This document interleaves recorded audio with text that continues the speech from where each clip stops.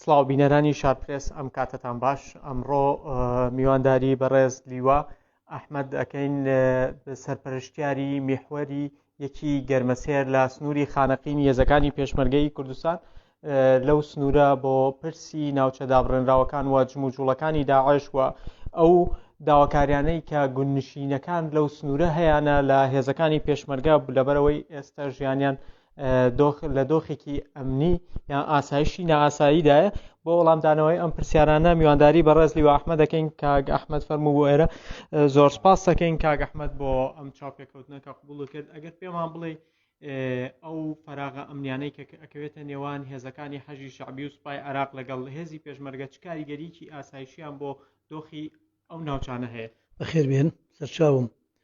بێگومان ئێمە وەکو هێزی پێشمەرگە پشتوانەیەکی ئەمنی باشمان دروست کردووە.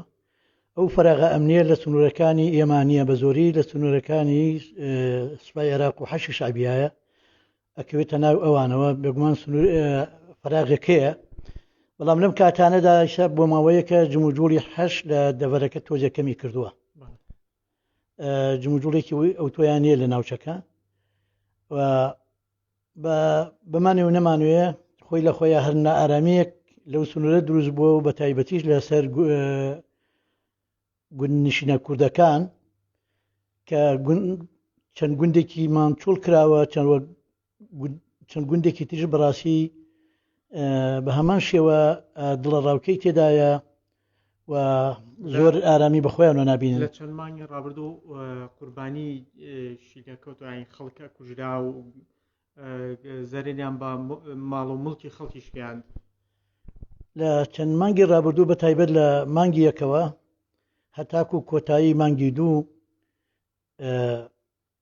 تیرۆریستانی داعش زیاتر لە 15 هێرشی چەکداریان ئەنجامدا لە سنوورەکە و دوو هێرشی چەکداری بۆ ناو جەرۆلا و تەقانەوەی مەحەتەی کارەبای جەرۆلا و بۆ شێخ باوە و منحەنتا و گوندەکانی ئەم بەردەوروبەری ئێمە گوندی شێرێک و لە ئەو سنوورەی دەکە. لە هەموو ئەو هێرشانە نزیکەی 32 قوربانی لێبوویەوە بە برینداربوون و کوژان. لە نێوانیانە چەند هاوڵاتیەکی تیا شەهید بووە، باقی ئەوان لە هێزەکانی سوپای عێراق و حەشی شەعبی بوو، هەم کوژا و بریندارەکان. کاک ئەحمەد، گوندنشینەکانی ئەو سنوورانە کە ئەکەونە ئەو ناوچانەی کە مەترسیان لەسرە داواکەن هێزی پێشمەرگە بگەڕێتەوە بۆ ئەو ناوچانە. ئێوە لەبارەی ئەمەوە زانیاریتان چی هەیە بۆ هێزی پێشمەرگە ناچنەوە ئەو ناوچانەی کە پێشتر لێی بوون؟ تەمانامان کردێمە بڕۆینەوە. ئەگەر بە ویست و حەزی هێزی پێشمەرگە بووایە ئێمە ڕۆیشتینەوە بێ. دیارەوە بە ئیتفاقە لە ئاستی باڵایە هەردوو حکومەتی هەرێم و حکومەتی مرکزی و پێشم وایە چەندین جار داواکراوە لە حکومەتی عێراق داواکراوە. ئێمەش بۆ خۆمان تەنسیقمانەیە لەگەڵ سوپای عێراقا و لیژنەکانی تەنسیقی ئێمە لەگەڵ ئەوان داوایان کردووە کە بە هێزی پێشمەرگە بگەڕێتەوە بۆی ئارامیش باشتر ئەگەڕێتەوە بۆ ناوچەکە و ناوچەکە فراوانە. لە ئەنجامی پاشەکشەک پێکردنی هێزی پێشمەرگە و هاتە پێشەوەی سوپای عێراق و حەشی شەعبی ئەو فەراغانە دروست بووە.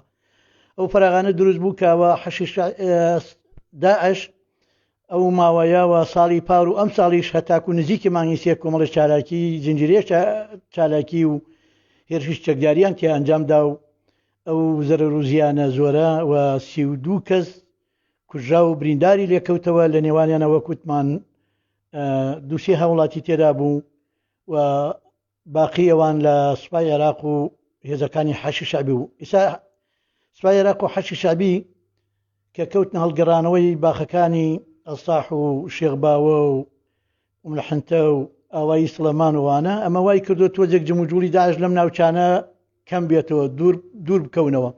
ناکاتەوەی ئەمە کۆتایی بە داعش هێنابێت، بەڵام ڕەنگە داعشیسە بۆ خۆی لە شوێنانێکی تر خۆی حەشاردابێ و خەریکی خۆڕێخستنەوە بێت و ناکرێ ئێمە پشتی لێ بکەنەوە. نە ئێمە و نە سوپا و هێزەکانی عێراقی نابێ چاوەڕوانی ئەوە بوو بێتین. ئەو هەڵگەڕانەوەی چەمی شێخ باوە ئەساح و ئەو تێکدانی ئەو باخانە وای کردێ کۆتایی بە داعش و جموجوڵەکانی داعش هێنابێت. ئیسا ئێمە خەبرمان هەیە لە خۆڕێخستنەوان و پێشیان بکرێ بۆیان بوێت لە مانگە بە تایبەتی لە مانگی ڕەمەزانیان هەڵبژاردووەوان بۆ دەستوەشان معلوماتمان هەیە لە هێزەکانی پێشمەرگە و سوپای عێراق و حەشی شەعبی بەڵام ئێمە هێزی پێشمەرگە پشتوێنەیەکی ئەمنی باشمان دروست کردەوە هێزی پێشمەرگە چاوکراوەیە و ساز و ئامادەیە پێشمەرگە ئەگەر هەر خزمەت گوزاریەک بۆ پێشمەرگە دواکەوتە بێت موچە ئەرزا قەرشتێک پێشمەرگە لە ئەرکی خۆی دوا نەکەوتووە. کاک ئەحمەد هەندێک جموجوڵ هەیە لە سنوورەکانی هەرێمی کوردستان وەکو موشک بارانکردن وەکو هاوەن هەڵدان بۆ ناو سنوورەکانی هەرێمی کوردستان ئەمە کاریگەریکی دەرونی خراپی بۆ سەر هاوڵاتیانی هەرێمی کوردستان دروست کردو تۆ لەم بارەیەوە قسە چییە؟ وەکو بۆ نمونە ئەوانەی هەولێر ئەوانەی کفری من ناڵێمەوە کاریگەری دەرونی دروست ناکات لەسەر دەرونی هاوڵاتیان بەڵامەوە کاریگەریەکی وتۆی نییە لە هەموو دنیا وشتانە بێت کاری تیرۆریستی لەو کارانە ئەکرێت ئەوانەی کفری و دوێنێ هەردوونیە ماتۆر سوارێک دوو گولە کارشوی هێناوە لە دووراگری تێبەرە دەن و ئەتەقێتەوە و ڕاکەن و هیچی ترنیەوەنە ئەو کاریگەری ئەو تۆی نییە بەڵام مانەوێنەمانەیە وەکو وتمان ڕاستە دڵە ڕاوکەیەک لای خەڵک دروستەکە بەڵام ئەو مترسین لە هەموو دنیا وشتان ئەنجامەدەێت لە ئەمریکا لە بریتانیا لە فەڕەنسا وشتانە کراوە ئەو جۆرە جم و جوڵ و شتە تەخریبیانە. زۆر باشە ئەتوانین پێمان بڵێ پەیوەندیتان لەگەڵ هێزەکانی حەشی شەعبی و سوپای عێراق چۆنە هەماهەنگی و هاوکاریتان چۆنە بۆ ئەوەی بەسەر ئەم دۆخە زاڵ بن و بەرەنگاری تیرۆریستان بنەوە؟ ئەگەر هەماهەنگی هەبووە لە نێوانمانە ئەو ڕووداوانەکە باسەکەن ڕووی نەدا ئێمە هیچ جۆرێک هەماهەنگی نییە لە نێوان ئێمە و سوپای عێراق و حەشی شەعبیوانە نییە.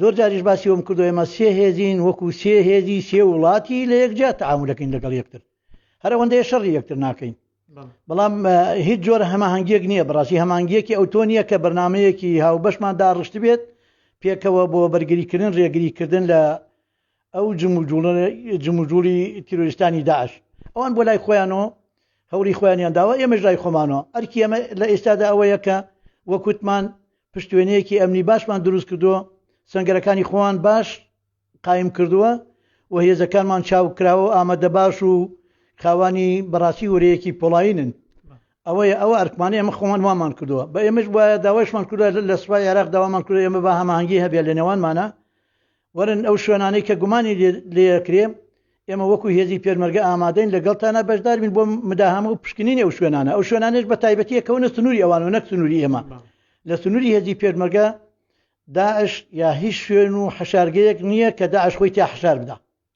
زۆر باشە تۆ لە کۆتایی ئەم چاوپێکەوتنە وەکو کەسێکی سەربازی وەکو شارەزایەکی سەربازی ڕاو چییە بۆ کۆنتڕۆڵکردنی ئەم ناوچانەیان پێشنیارێک چییە بۆ ئەوەی ئیتر لەمە دووە دۆخی هاوڵاتیان لە بارێکی ناسایشەوە بچێتە دۆخێکی ئەمنێتی پارێزراوە؟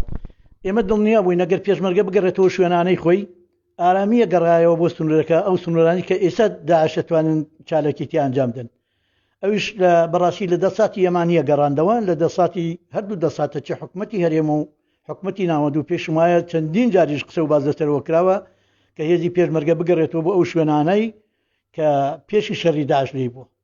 زۆر سپاس خۆش بۆ ئەم کاتێک کە بە ئێمە بەخشی. بینەرانی بەڕێز ئەمە ئەو زانیاریانە بوون کە بەڕێز لیوا ئەحمەد حەمەساڵح بۆ ئێوەی خستە ڕوو لە بارەی دۆخی ناوچە دابڕێنراوەکانی هەرێمی کوردستان لە سەرتاسەری ناوچەکان و بەتایبەت ناوچەی خانەقین کە سنووری محوەری یەکی گەرمەسێرەکە بەڕێزیان سەرپەرشتیارن بە وەکالەت لەو ناوچەیە